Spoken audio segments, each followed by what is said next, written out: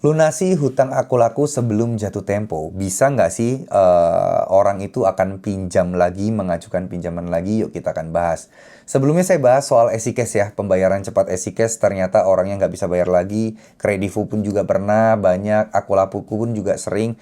Tapi aku laku ini paling banyak nih ya. Banyak orang-orang yang menanyakan hal ini gitu teman-teman. Jadi ya itu hal yang biasa dan wajar terjadi. Karena ketika kita melunasi dengan cepat, lebih cepat sebelum jatuh tempo.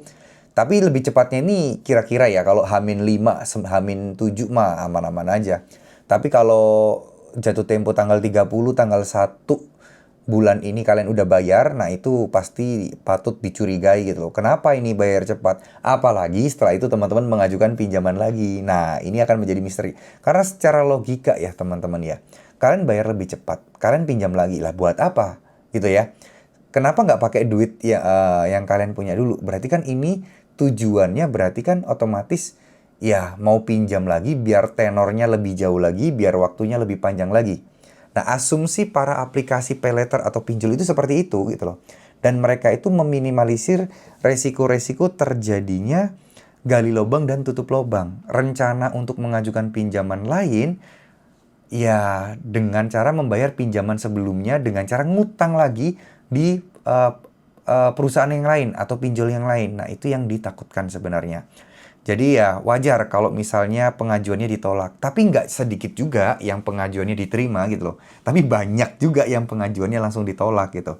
Solusinya apa? Sebenarnya nggak ada solusi. Kenapa? Karena inilah wewenang dan hak penuh dari orang-orang yang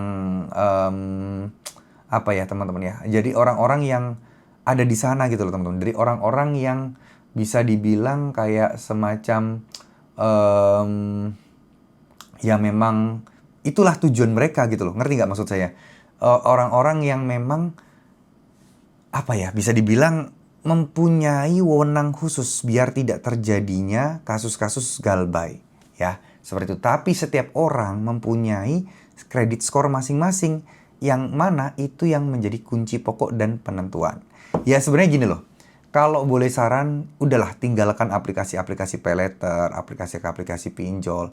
Kita cari alternatif yang lain. Mungkin kalian cari alternatif pinjol syariah gitu ya, pinjaman syariah.